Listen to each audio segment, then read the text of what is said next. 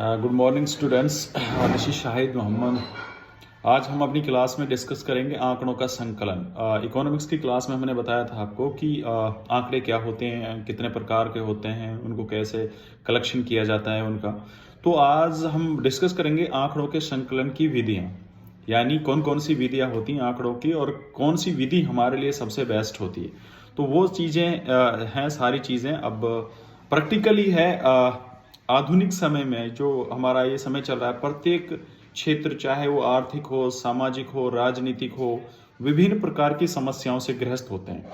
हर किसी क्षेत्र में समस्याएं होती हैं और इन समस्याओं का समाधान करने के लिए हम लोग बहुत सारी आंकड़े इकट्ठे करते हैं, क्योंकि जब हमारे पास एक्यूरेंसी नहीं होगी आंकड़ों की तो समस्याओं को कैसे हल करेंगे हम। तो प्रत्येक क्षेत्र चाहे वो आर्थिक है, सामाजिक है या विभिन्न व्यवसायिक क्षेत्र हैं, सभी समस्याओं से ग्रस्त होते हैं और इन समस्याओं को दूर करने के लिए हम आंकड़े इकट्ठे करते हैं, यानी इन समस्याओं का समाधान करने के लिए हम आंकड़े इकट्ठे करते हैं, तो जिन्हें सांख्यिकी आंकड़े कहा जाता है। यानी जो इन्फॉर्मेशन हम इकट्ठे करते हैं उनको सांख्यिकी आंकड़े कहा जाता है। तो इन आंकड़ों को इकट्ठा करने के लिए जो अनुसंधानकर्ता होते हैं वो विभिन्न प्रकार की विधियों का प्रयोग करते हैं। सांख्यिकी अनुसंधान के उद्देश्य के आधार पर भी हम आंकड़ों को इकट्ठा करते हैं। अब उद्देश्य कैसे होते हैं वो मैं आपको बताऊंगा। तो पहले हम बात करते हैं आंकड़ों को इकट्ठा करने की विधियां। तो आंकड़े जो होते हैं उनको इकट्ठा करने की विभिन्न विधियां होती हैं। तो उनमें से सबसे इंपॉर्टेंट जो विधि होती है वो संगणना विधि होती है, दूसरी निदर्शन विधि होती है। अब संगणना विधि क्या होती है? संगणना विधि वह विधि होती है जिसके अंतर्गत समग्र जनसंख्या का सम्मिलित की जाती है, यानी समग्र जनसंख्या की समस्याओं का अध्ययन किया जाता है। समग्र सपोज डेट की हमने फिरोजपुर झिरका के से संबंधित कोई आंकड़े इकट्ठे करने हैं और हम अब हर घर में जाकर प्रत्यक्ष रूप से जब हम आंकड़े इकट्ठे करेंगे फिरोजपुर के हर घर में जाकर हमने तो वो आंकड़े संगणना विधि के अंतर्गत आएंगे। भाई हमने वार्ड बांट लिए, हमें 10 नंबर वार्ड की इंफॉर्मेशन लेनी है। तो 10 नंबर वार्ड में अगर 1000 आदमी रहते हैं तो 1000 आदमियों के पास हम जाएंगे और उनसे पूरी डिटेल लेंगे। तो इस तरह के जो आंकड़े इकट्ठे किए जाते हैं उनको संगणना विधि के अंतर्गत इकट्ठा किया जाता है। अब इसके फायदे क्या होते हैं? संगणना विधि के जहां पर हमें लग रहा है कि एक्यूरेंसी चाहिए वहां हम संगणना विधि का प्रयोग करते हैं।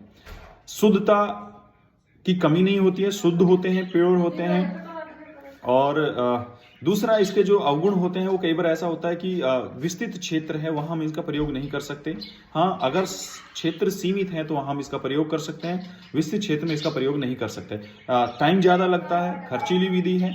लेकिन जहां बात आती है एक्यूरेंसी की वहां पर हम संगणना विधि का प्रयोग करते हैं। दूसरी विधि होती है निदर्शन विधि। निदर्शन विधि को एक तरह से हम सैंपलिंग विधि भी कह सकते हैं। वहां पर ये एक ऐसी विधि होती है जहां पर हम समग्र आंकड़े इकट्ठे नहीं करते हैं, उसमें से कुछ आंकड़ों का सैंपल ले लेते हैं, उन्हीं के आधार पर हम उनका अनुमान लगा लेते हैं। सपोज डेट की फिरोजपुर झिरका के वार्ड नंबर 3 से हमें आंकड़े इकट्ठे करने हैं और उस वार्ड में 1000 लोग रहते हैं। तो हम पूरे 1000 लोगों के पास ना जाकर केवल वहां से 200 व्यक्तियों को सेलेक्ट किया, उनसे हमने इंफॉर्मेशन कलेक्ट की, उन्हीं के आधार पर हमने कैलकुलेशन निकाल लिया। तो इस तरह के विधि को हम निदर्शन विधि कहते हैं। निदर्शन विधि का आमतौर पर वहां प्रयोग होता है जहां क्षेत्र बड़ा होता है, एक्यूरेंसी की कोई ज्यादा जरूरत नहीं होती है, जहां हमारे पास टाइम कम होता है, वहां पर हम निदर्शन विधि का प्रयोग करते हैं। तो निदर्शन विधि का प्रयोग वहीं करेंगे जहां एक्यूरेंसी की ज्यादा जरूरत नहीं होती है, क्षेत्र बड़ा होता है और टाइम हमारे पास कम होता है। संगणना विधि का प्रयोग हम वहां करते हैं जहां पर हमें एक्यूरेंसी की जरूरत होती है, टाइम हमारे पास अधिक होता है, क्षेत्र सीमित होता है। तो इससे आगे हम डिस्कस करेंगे अपनी नेक्स्ट क्लास में। आज के लिए इतना ही। Thank you.